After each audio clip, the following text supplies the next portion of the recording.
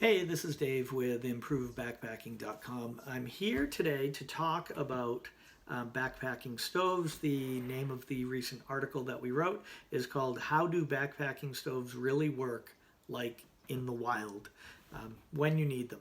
A little backstory to Improve Backpacking is we're here to help with information for new and intermediate backpackers.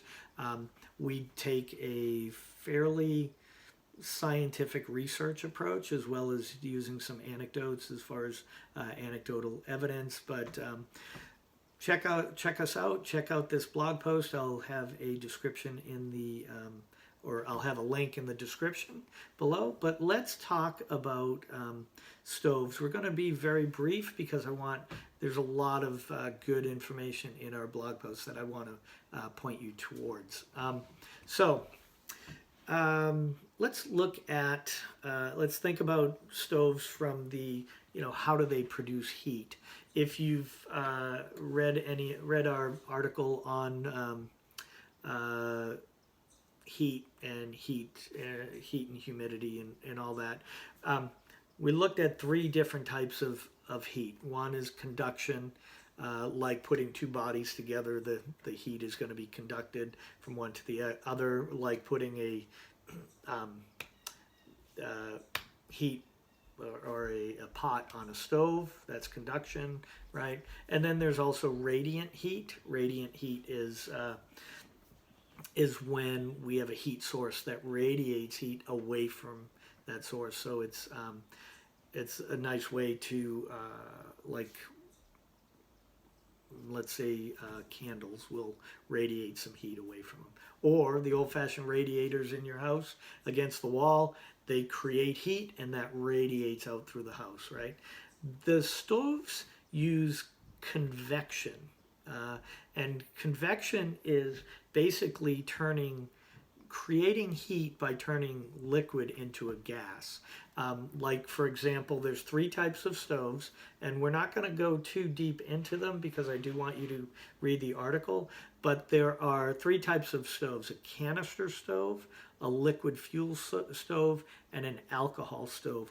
All of them use liquid to heat the liquid to cause the liquid to go from a liquid to a gas, thereby creating the extra energy in the form of heat, which that's how convection works, right? Liquid to gas, creating heat in the process. So the canister stove, we're just going to briefly talk about canister stove. Are very popular. Basically, the canister is filled with fuel. It gets pressurized, and the canister itself acts as a base. And upon that base is where you're going to hold you're going to put your cookware in order to cook. So it heats from the bottom. It's all kind of contained in that. The liquid fuel stoves, on the other hand, has a base, but it also has a hose that goes to a canister of like gas, right? A special type of gas, which I'm drawing a blank on, so you can check our our blog post on that. So basically, the canister is all together. The liquid fuel stove provides the heat, the transfer from liquid to gas in the form of heat, and it sits on a small stove. Those originally came out and they were very lightweight. The canister stoves have been gaining more popularity.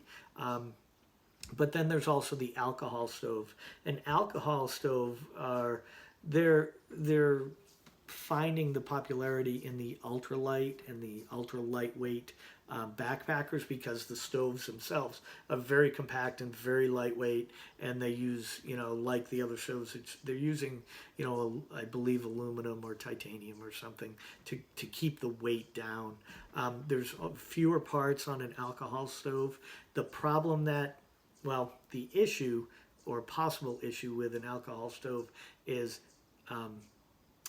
you have to be very careful that you don't knock it over and get the alcohol everywhere, and that can burn up that area wherever you're planning on cooking.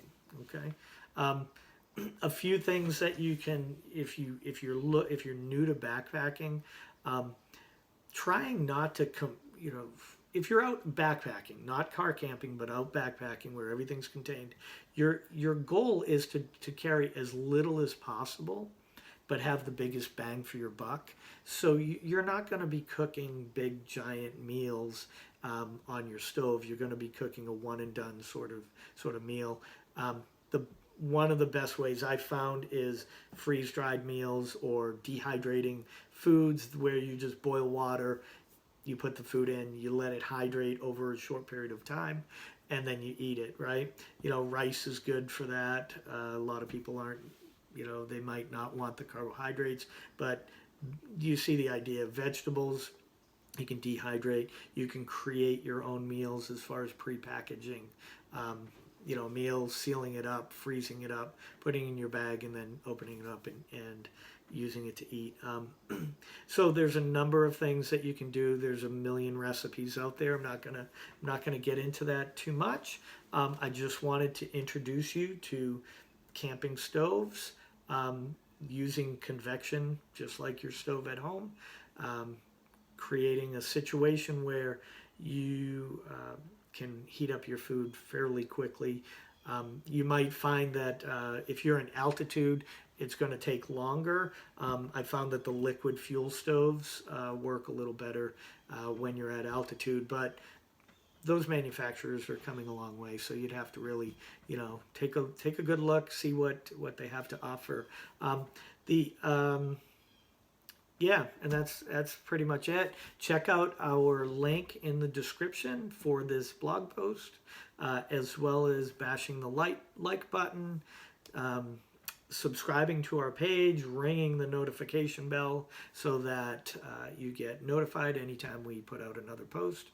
Also checking us out at improvebackpacking.com, where we go in a lot more in depth than what we do in our videos, but this is just a taste for kind of how we can get you out there, keep you safe out on the trails. And as always, be kind to one another, whether in word or in action. We're all in this together. Have a safe backpacking trip and have a great day.